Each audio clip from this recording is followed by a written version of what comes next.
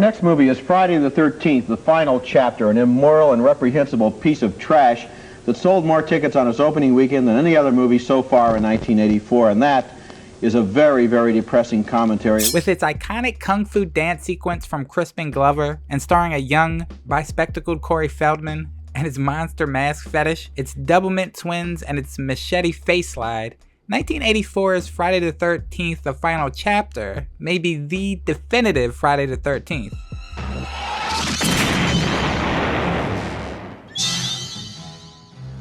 If part 3 is where the franchise first found its swagger, then part 4 is where it perfected it. If somebody was unfamiliar with Jason and the Friday the 13th films and you could play only one movie for them, this would be it. The final chapter is like a compilation or a best of the entire Friday series. Everything that this type of movie is known for is on full unhinged display. So make sure you have a corkscrew handy and let's get into it. Hey Ted, where's that corkscrew, that fancy corkscrew for the wine bottle?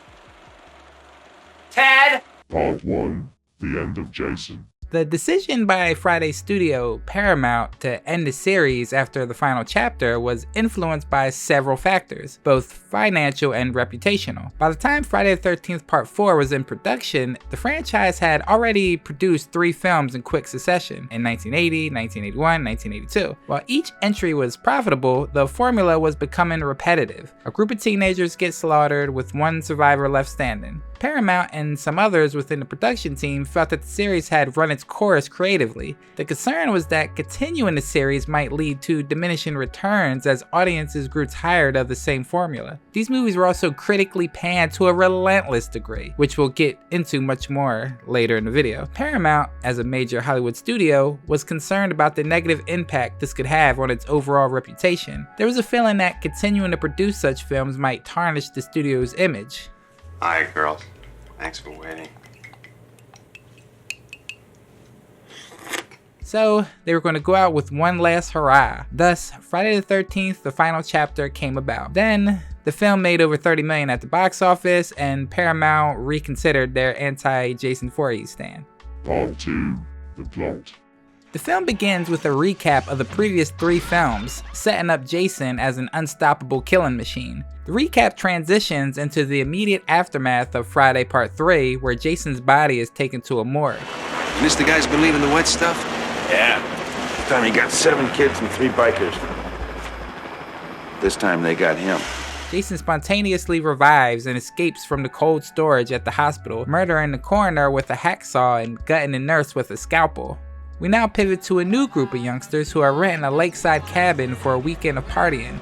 Next door, the Jarvis family, Trish, her younger brother Tommy, and their mother are introduced as grounded, relatable characters, a contrast to the disposable teens. Jason begins stalking and killing the whole lot, one by one. Part 3, Ted White. Ted White's portrayal of Jason is often ranked among the top portrayals of the character, if not the best, by both fans and critics of the franchise.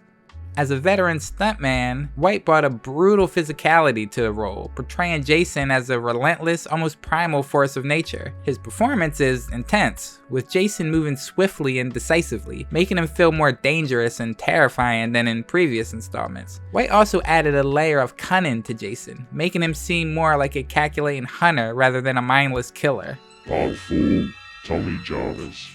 Aside from Jason himself, young Tommy Jarvis is one of the most memorable characters of the series, a nerdy young boy with an affinity for making masks and makeup effects. Young Corey Feldman brought a sense of authenticity to the role. His youthful energy combined with his natural charisma made Tommy a likable character. Feldman's ability to convey both innocence and courage was crucial in making Tommy what he would be remembered for within the series. During the finale of the film, Jason has murdered just about everybody and has his sights set on the Jarvis family. Tommy isn't having any of this. He promptly shaves his head to look like a young Jason and basically takes a machete to Jason's cranium over and over again in very slow motion. Obviously, Jason doesn't stay dead, but this was still a nice temporary send-off for one of our favorite slasher icons. At that moment, it was perfectly normal for him to act to protect himself. He's going to be just fine. The film ends with ambiguity as Tommy shows signs of potential psychological trauma, hinting he might follow in Jason's footsteps. Spoiler alert, that doesn't happen. Part 5, The Return of Tom Savini. Tom Savini's work on the original Friday the 13th cemented his reputation as a master of practical effects. He created the groundbreaking gore effects that made the film stand out, including Kevin Bacon's famous throat stabbing scene with an arrow. He also gave Jason his first physical depiction as a young boy in the lake, creating the now iconic final jump scare. Savini wasn't around for parts 2 or 3, but he's back now, and his return to the franchise brought some of the most realistic and gruesome practical effects of the era. One scene in particular is Samantha's death on the lake. After feeling rejected by her boyfriend, she swims out to a raft and is left alone. Jason, who is lurking underwater, suddenly stabs her through the bottom of the thing with a large knife, impaling her. The scene is chilling, largely due to its setting, making the attack both sudden and inescapable. The visual of her body slumped on the raft is one of the most memorable images from the film. The practical effects used to create Sam's death are highly regarded among fans of the series. The scene is indeed a highlight for Savini. But of course, the true highlight for the effects master is the aforementioned death of Jason Voorhees at the hands of young Tommy. Jason's gruesome face slide on a machete is just next level. Part 6. The Critical Backlash. During the early 1980s, the slasher genre was often maligned by critics as shallow, exploitative, and morally dubious. This is why Paramount, as we've already discussed, really wanted nothing to do with these questionable Jason flicks. When the final chapter premiered, it sparked a strong and polarized reaction between horror fans and mainstream critics. The film stood at the crossroads of box office success and critical disdain. While fans celebrated its visceral thrills and inventive kills, mainstream critics, including prominent voices like Roger Ebert and Gene Siskel, denounced it as a low point for cinema, reflecting broader cultural debates about violence and exploitation in the slasher genre. Ebert referred to the movie as an immoral and reprehensible piece of trash. He criticized its formulaic structure and reliance on sadistic violence, describing it as emblematic of the worst tendencies in cinema.